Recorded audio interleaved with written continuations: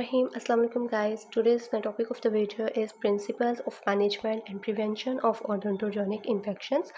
जो आपकी सर्जरी है और फाइनल ईयर BDS स्टूडेंट्स की, उसका टॉपिक है चैप्टर नंबर 16। इसमें हमने कौन सी चीज़ें जो है वो आपके प्रॉफ पॉइंट ऑफ व्यू से इंपॉर्टेंट है MCQ और SCQ वाइज, ठीक है, वो मैं आज आपके साथ डिस्कस करूँगी इस वीडियो में। क्योंकि आपने फर्स्ट ऑफ ऑल जो पास्ट पेपर्स हैं वो तो सब बच्चे करते ही करते हैं, लेकिन कुछ बच्चे जो बुक करना चाहते हैं और बुक करनी भी चाहिए आपको।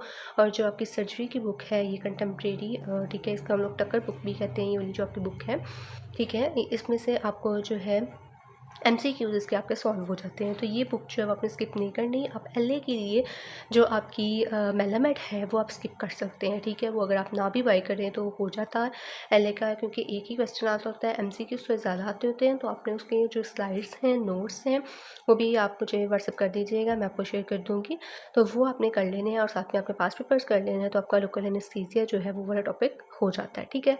लेकिन जो कंटेम्प्रेरी आपको पता है इसमें ज़्यादा क्वेश्चन आते हैं, और पिछली वीडियो में मैंने जो है वो इसकी गाइडलाइंस भी शेयर कर दी थी कि कौन से टॉपिक्स, कौन से चैप्टर्स में से ज़्यादा SCQ MCQ आते हैं और कौन से प्रॉफ के लिए आपने करने हैं, कौन से आप स्किप कर सकते हैं। तो वो वीडियो मैं डिस्क्रिप्शन बॉक्स में भी दे दूँगी, वरना आप प्लेलिस्ट पे जाके तो वो भी देख सकते हैं, सर्च भी कर सकते हैं, oral surgery by medical staff SHF, तो आ जाएगा आपके पास वीडियो, ठीक है। So prevention of management and prevention of odontogenic infections, इसमें से क्या चीज़ें इंपॉर्टेंट है। जब भी आपने चैप्टर स्टार्ट करना होता है, अपने इसकी पहले नंबर पे आउटलाइंस जो हैं वो देखनी होती हैं। तो आउटलाइंस में जो इसका प्रिंसिपल्स ऑफ मैनेजमेंट की ये जो सारा लिखा हुआ है ना, इसका आपने रट्टा लगा लेना है, ठीक है। इसको आपने क्या करना है, रट्टा लगा लेना है। इस तरीके से जिस तरह ये लिखा हुआ है सेम एज इट इज़ आपने इसको याद रखना है पहले नंबर पे, क्योंकि ये आपका UQ है, ठीक है। और UQ में थोड़ी सी उन्होंने एक्सप्लेनेशंस जो हैं वो ऐड की हुई हैं, लाइक कंप्लीट हिस्ट्री कैसे लेते हैं वो बताया हुआ है, फिजिकल एग्जामिनेशंस में क्या पॉइंट्स आ जाते हैं, इस तरह से सारा मतलब कि जितना भी लिखा हुआ है उसको लिख के थोड़ा सा उन्होंने जो है वो ब्रीफली एक्सप्लेन किया हुआ है इसको। लेकिन आपने इतना ना भी करें, ये जो चीज़ है ये आपको पहले नंबर पे आनी चाहिए। और वो चीज़ें जो ब्रीफली जो आपने चाहे आप UQ की जो बुक है आपकी, अब तो K2BTS जो है वो ज़्यादातर यूज़ करते हैं सारे बच्चे, तो आप उसको जो है वो कर सकते हैं, तो वहाँ से भी आप कर सकते हैं। और बुक से जो बच्चे पढ़ते हैं, क्योंकि मैंने आपको एक और जो सजेस्ट की थी चीज़ कि आपने किस तरह से स्टडी करनी है फाइनल ईयर के लिए, जो बहुत ज़्यादा इंपॉर्टेंट चीज़ है वो यही है कि आपने पास्ट पेपर्स और बुक को कंबाइन करके पढ़ना है, ठीक है। मैं हर वीडियो में ये चीज़ समझाती हूँ आपको, और आपको आई होप सो के समझ आ गई होगी। अगर किसी को अभी तक नहीं समझ आई कि किस तरह से हमने फाइनल ईयर में पढ़ना है, तो वो काइंडली मुझे मैसेज कर सकते हैं, कमेंट सेक्शन में भी कर सकते हैं, व्हाट्सएप पे भी कर सकते हैं, मैं आपको गाइड कर दूँगी। आप मेरी वीडियोज़ भी देख सकते हैं, डिटेल से मैंने जो है चीज़ें एक्सप्लेन की हुई हैं कि आप फाइनल ईयर को किस तरह से जो है वो पढ़ें, किस तरह से आप अपने मार्क्स जो है वो ले सकते हैं, क्योंकि फाइनल ईयर का सिलेबस बहुत ज़्यादा है। So let's start. इसमें हमारे पास उसके बाद आ जाता है principle of prevention of infection. ये भी आपको इतना देखने की ज़रूरत नहीं है, ये भी सारी चीज़ें जो है वो आपके लिए इतनी इंपॉर्टेंट नहीं है। उसके बाद देखें, ये चीज़ मैं आपको कह रही थी, जैसा कि आपका पास्ट पेपर में ये चीज़ें आई हुई हैं, लेकिन बुक के ऊपर डायरेक्टली इस तरह से नहीं है, ठीक है, UQs, तो वो चीज़ें आप यहाँ पे ऐड करते जाएं, बुक से पढ़ें, क्योंकि बुक से आपके MCQs जो हैं वो सॉल्व होंगे। आपको जो प्रॉफ में ज़्यादा चीज़ें पास्ट पेपर में से आती हैं, ये नहीं है कि पास से नहीं आती, पास से बहुत ज़्यादा पेपर आता है, 70% पेपर आपका पास से होता है, और बाकी जो 30 to 40% पेपर अक्सर होता है वो आपका जो है वो बुक से होता है, ठीक है। तो उसके बाद हमारे पास आ जाती हैं चीज़ें microbiology of the odontogenic infection, ये आप एक दफ़ा पढ़ेंगे, इसमें जो बैक्टीरिया वगैरह है वो आपको पता होना चाहिए कि कौन सा है। उसके बाद देन हमारे पास सेपरेटिव इन्फेक्शन, ये वाला जो टेबल है ये आपको MCQ में पूछा जाता है, वाइवा में टीचर्स पूछते होते हैं, ठीक है, तो ये चीज़ आपने करनी है। उसके बाद मेन जो चीज़ आपकी आ जाती है, इसके जो इन्फेक्शंस होंगे ना वो आपकी, ये भी मैंने लिखा हुआ है यहाँ पे, लेकिन बुक पे ये आगे लिखा हुआ है, वहाँ से ही याद कर लें तो अच्छा है। वैसे ये वाइवा में टीचर्स थोड़ा सा ना पूछने की कोशिश करते हैं कि मेडिकली हम कैसे कर सकते हैं, सर्जिकली हम इन्फेक्शंस को किस तरह से मैनेज कर सकते हैं, तो ये चीज़ आपको वैसे एज अ वाइवा क्वेश्चन जो है वो पता होनी चाहिए। उसके बाद दैन हमारे पास पैथोफिजियोलॉजिस्ट की जो है वो करने की इतनी ज़रूरत नहीं है। देन आपके पास आ जाता है एडिमा की डेफिनेशन, आपको पता होना चाहिए, इनओक्यूलेशन इसको सेकंड नंबर पे कहते हैं। ये वाला टेबल इसका करना है आपने, और इसी के साथ नेक्स्ट चैप्टर नंबर 17 में भी इसका टेबल बना हुआ है, वो करना है। ये दोनों टेबल आप अच्छे तरीके से याद करें, क्योंकि ये आपको MCQ में जो है वो हेल्प आउट करेंगे। इस तरह से MCQ लाइक आ जाता होता है कि शाइनी सेंटर जो है वो किसका होता है, एब्सेस का होता है, सेलेटस का होता है, या इनओक्यूलेशन का होता है। तो वो आपने ये टेबल याद किया होगा तो वो आपको पता चलेगा। जेली लाइक, डो लाइक किसकी कंसिस्टेंसी होती है। तो ये चीज़ें जो हैं ये आपको करने के लिए ये दोनों टेबल याद करना ज़रूरी है। एक ये वाला टेबल है 16 चैप्टर में, और एक यही टेबल जो है इसका वो 17 चैप्टर में बना हुआ है। नेक्स्ट वीडियो में मैं आपको बताऊँगी। तो इसमें हमारे पास जो आ जाता है प्रिंसिपल ऑफ मैनेजमेंट के तीनों पॉइंट्स आपको पता होने चाहिए कि कौन से फैक्टर्स हैं जो मैन्युफैक्चरिंग में इन्वॉल्व होते हैं। देन हमारे पास आ जाता है, ये देखें वो जो मैंने आपको पीछे आउटलाइन में चीज़ बताई थी, ये उसका क्या है अब एक्सप्लेनेशन। ये आप चाहें तो आपके पास पेपर में भी लिखा हुआ है, थोड़ा सा ही लिखा हुआ है उधर, ठीक है, वहाँ से भी कर सकते हैं। लेकिन अगर आप देखेंगे पास में तो एक दो क्वेश्चन आपका इस तरह से आया है कि सिर्फ और सिर्फ उन्होंने जो है determine the severity of the infection, ठीक है, ये पूछ लिया हुआ। तो जब आपने सिर्फ इसी को determine of severity of the infection जो है उसको एक्सप्लेन करना है, तो उसके लिए तो ज़ाहिर आपको ये चीज़ करनी पड़ेगी, बुक से ही करनी पड़ेगी। तो ये पेपर में आई हुई है, ठीक है। तो इस तरीके से मैं आपको इसलिए कह रही हूँ कि जो अब UHS जो क्वेश्चन देती है वो थोड़े बुक से ही देती है, लेकिन थोड़ा उनको चेंज कर देती है। तो आपको अगर बुक की होगी, ठीक है, समझा होगा, तो फिर ही आप कर सकते हैं। और उसके लिए भी आप देखें, आप ये सारा इतना ज़्यादा कंप्लीट हिस्ट्री, लेबॉर्ट्री डायग्नोसिस, मतलब कि इसमें ये सारी चीज़ें आ जाती हैं। इतना लंबा UQ तो आप पेपर में नहीं लिख सकते ना। तो उसके लिए आपको मेन मार्किंग की ज़रूरत है और इम्पॉर्टेंट पॉइंट्स निकालने की ज़रूरत है।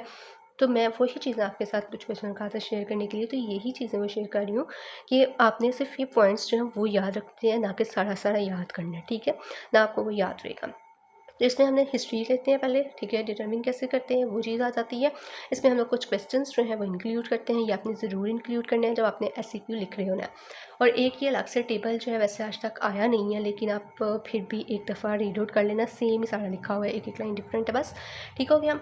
तो ये अगर टेबल आपने तब लिखना है जब आपसे ये चीज़ पूछी जाएगी, ठीक है। अगर आपसे सिर्फ डिटरमिन ऑफ सेवरिटी के बारे में पूछा गया तो उसमें ये भी ऐड करने की ज़रूरत नहीं है, ये चीज़ आपने ऐड करनी है इसमें। उसके बाद हमारे पास बाकी सारा ना भी आप ऐड करें तो इट्स ओके, लेकिन फिज़िकल एग्जामिनेशन में जैसे कि ये चीज़ आ जाती है जो मैंने हाईलाइट किया हुआ है, ठीक है, अंडरलाइन की ये चीज़ें, ये आप ऐड कर लेना, ठीक हो गया। उसके बाद अलग से ये वाला क्वेश्चन आपको UQ आता होता है, ठीक है। आपके जो वाइवा क्वेश्चन है उसमें भी ये चीज़ें पूछते हैं। तो 16.4 टेबल जो है ये आपने ज़रूर याद करना है, ठीक हो गया। उसके बाद इसमें ये चीज़ हमारे पास आ जाती है कि हेड एंड नेक की एग्जामिनेशन में हम कौन से पॉइंट्स जो है वो देखते हैं। उसके बाद हमारे पास आ जाता है इसी में ही कि मैंडिबलर जो है, मैंडिबल की असेसमेंट जो है माउथ ओपनिंग की, वो किस तरह से करते हैं। जो मैंने लाइन अंडरलाइन की हुई है, इन पॉइंट्स को आपने याद रखना है, ये भी आप अपनी बुक पे मार्क करते जाएँ साथ साथ। वीडियो लंबी ना हो इसलिए मैं थोड़ा सा इसको जो है वो लिमिटेड रखने की कोशिश कर रही हूँ, ठीक हो क्या। उसके बाद लिमिटेड माउथ ओपनिंग, ये जो आपको MCQ में पूछा जाता है। हेड एंड नेक जो है इसकी एग्जामिनेशन ओरल कैविटी के रिलेटेड अगर देखें तो वो हम किस तरह से कर सकते हैं। इसमें areas of the pharyngeal wall, uvula वगैरह जो है उनको हम लोग देखते हैं। Hard and soft tissue palate जो है उसको देखते हैं। उसके बाद हम लोग पल्पेशन करते हैं, फॉर द टेंडरनेस, विटिलिटी टेस्ट करते हैं, रेडियोग्राफिक एग्जामिनेशन करते हैं। तो ये सिर्फ आपने इस तरह से पॉइंट्स लिखने हैं ताकि आपका 1 से 1.5 पेज जो है वो बने, अगर सिर्फ आपसे डिटरमिन ऑफ सेवरिटी के बारे में पूछा जाए। लेकिन आपसे ज़्यादातर जो है वो प्रिंसिपल के रिलेटेड ही पूछा जाता है, तो उसमें वो जो आपको आउटलाइन मैंने पहले पेज पे बता दी थी वो याद करना बहुत ज़रूरी है। ये आपने तब करना है जब आपके पास अगर टाइम है या आप स्टार्टिंग से पढ़ रहे हैं चैप्टर को, तो ये ज़रूर चीज़ें करनी है आपने, क्योंकि ये आपके MCQ और SCQ में हेल्पफुल होंगी। उसके बाद हमारे पास इमेजिनिंग स्टडीज़ कौन सी हैं, इसमें भी थोड़ी थोड़ी ये जो लिखी हुई हैं 3 बस यही कर ले, डिटेल्स करने की ज़रूरत नहीं है। उसके बाद इसमें हम लोग ने लेबॉर्ट्री स्टडीज़, उसमें ये चीज़ें जो है मैंने लिखी हुई हैं ये बस आपने ऐड कर देनी है, ठीक हो क्या, ये डिटेल्स करने की ज़रूरत नहीं है। उसके बाद ओवरऑल असेसमेंट जो है इसमें आपने यहाँ से लेकर यहाँ तक चीज़ जो है लिखनी है। उसके बाद एवेल्यूएट कैसे करते हैं state of patients host defend mechanism को, ये आपको UQ नहीं आया हुआ, ये ना भी करें तो ओके। लेकिन मेडिकल प्रोबेबिलिटीज़ जो हैं वो क्या है, तो उसमें ये बस आपने 2 मेन कैटेगरीज होती हैं, इसको बस एक दफ़ा जस्ट रीड कर लीजिएगा। उसके बाद determine whether the patient should be treated general and rest, इसके लिए आपका ये वाला जो टेबल है ये इंपॉर्टेंट है, ठीक है। ये आपको UQ भी आता होता है, तो ये वाला टेबल आपने स्किप नहीं करना है, ये आपको पेपर में पूछा जाएगा। उसके बाद हमारे पास डिफरेंस आ जाता है vestibular space abscess and left buccal space fact. ये अभी तक यूक्यू आया नहीं है, लेकिन टीचर्स कहते हैं कि इम्पोर्टेंट है। ठीक है, तो ये आप कर सकते हैं, ज़रूर कर लीजिएगा एक दफ़ा। उसके बाद दैन हमारे पास पोटेंशियल स्पेसिस वगैरह ये चीज़ें जो है वो आ जाती हैं, जो कि इंपॉर्टेंट होती हैं। तो उसके बाद ये बाकी करने की इतना ज़रूरत नहीं है आपको। उसके बाद ट्रीटमेंट ऑफ इन्फेक्शन सर्जिकली जो है वो हम किस तरह से कर सकते हैं, ये आप पास्ट पेपर से कर लेना, यहाँ से करने की ज़रूरत नहीं है। उसके बाद सर्जिकल टेक्निक्स जो हमारे पास कौन कौन सी हैं, ये चीज़ आपको थोड़ी सी पता होनी चाहिए, जो मैंने अंडरलाइन की हैं। सिर्फ यही चीज़ें आप ये अंडरलाइन करके तो आप अपना यूक्यू जो है उसको प्रिपेयर कर सकते हो। ठीक हो गया। उसके बाद ये सारी चीज़ें अंडरलाइन कर लिया। उसके बाद ये वाला टेबल है, ये भी आपने कर लेना है। ठीक हो गया, ये टीचर्स पूछते होते हैं। ये वाले इसके स्टेप्स हैं, extra oral incision and decision के प्रोसीजर्स क्या होते हैं, ये सर्जिकल टेक्निक जो इस तरह से आपने याद रखनी है। उसके बाद ये थोड़ा मैंने एक्स्ट्रा भी लिखा था, अगर आप करना चाहते हैं तो कर सकते हैं। ठीक है, के स्टेप्स क्या हैं, इंसिजन एंड ड्रेनेज के इंट्राओरली एक्स्ट्राओरली, या भी आप मार्क कर सकते हैं अपनी बुक पे। ठीक है, इसका बेशक से स्क्रीनशॉट ले लें, बेशक वीडियो जो है उसको पॉज करके तो साथ साथ लिख लें। ठीक हो गया, ये भी आपका यूक्यू था तो मैंने यहाँ पे ही बुक पे लिख लिया हुआ है। एडवांटेजेस क्या होते हैं ड्रेनेज करने के, तो वो हमारे पास आ जाती है चीज़। उसके बाद देन हमारे पास आ जाते हैं कि सपोर्ट कैसे करते हैं पेशेंट को मेडिकली, तो इसमें हम लोग कंट्रोल करते हैं डायबिटीज़ को, हाइपरटेंशन को, सीवियस डिजीज़ को, और ये चीज़ आपने लिख देनी है, बाकी डिटेल करने की ज़रूरत नहीं है। उसके बाद choose and prescribe the appropriate antibiotics. ठीक है, तो ये चीज़ जो है वो आपकी इंपॉर्टेंट है। ठीक है, इसमें ये चीज़ जो फैक्टर्स आ जाते हैं इसके ही आपने करने हैं याद। इसमें जो मेन चीज़ याद करने वाली है वो बस ये टेबल है। ठीक है, ये टेबल ही आपसे पूछा जाएगा। उसके बाद हमारे पास आ जाता है determine the need for the antibiotic administration, तो इसके ये जो 3 मेन फैक्टर्स हैं बस आपने ये इसके याद रखने हैं। उसके बाद देन हमारे पास आ जाता है यूज़ एम्पेरिकल एंटीबायोटिक्स। ये इंपॉर्टेंट है। ये क्यों इंपॉर्टेंट है, क्योंकि ये आपको SCQ और MCQ और वाइवा तीनों जगह जो है वो पूछा जाता है। ठीक हो गया, तो इसके लिए भी आपने ये वाला टेबल जैसा से मैंने लिखा हुआ है 3 TDS, ठीक है, 1 10 9 ट्वाइस, ये आप इसके आगे लिख लें। इस तरह से आप इसको याद रख लें कि 3 टाइम देनी है, 2 टाइम देनी है और किस तरह से देनी है, तो ये आपने याद रखनी है। पहले नैरो स्पेक्ट्रम और फिर ब्रॉड स्पेक्ट्रम हम देखते हैं। ठीक हो गया, और इसके बाद ये वाला जो टेबल है ये MCQ आता होता है, ये जो सेंडप्स वगैरह हैं उससे ये MCQ पूछा गया था। ठीक है, तो ये MCQ आपको जो है वो ज़रूर पूछा जाएगा। ठीक हो गया। उसके बाद हमारे पास बाकी जो है वो इतनी डिटेल करने की आपको ज़रूरत नहीं है। देन आ जाता है हमारे पास एडमिनिस्ट्रेट एंटीबायोटिक प्रॉपरली, ये भी बेशक ना करें। उसके बाद बस एक दफ़ा रीड कर लें कि क्या है, कि मतलब कि डोज, टाइमिंग, ड्यूरेशन जो है वो उसकी प्रॉपर होनी चाहिए।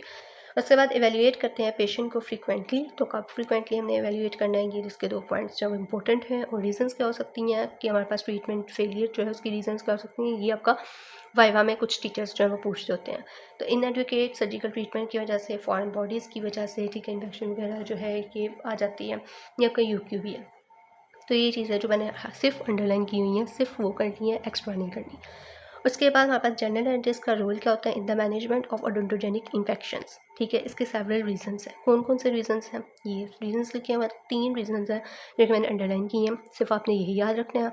उसके बाद हमारे पास इंपॉर्टेंट रूल क्या होता है, रिकॉग्नाइज, असेस एंड ये सारा इतना मतलब डिटेल करने की ज़रूरत नहीं है आपको। ठीक है, बस एक दफ़ा पढ़ लेना। लेकिन ये कि डेंटिस्ट का रोल क्या होता है थोड़ा सा आपको बताओ, 3 दफ़ा समझ। उसके बाद हमारे पास आ जाता है principle of prevention of infection.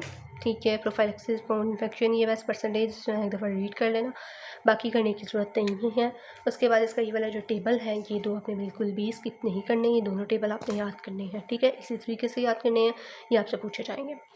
उसके बाद देन बाकी जो है वो इतना करने की ज़रूरत नहीं है, और उसके बाद कुछ भी नहीं है इसमें, बस इतना सा ही था जो आपने याद रखना है इस चैप्टर में।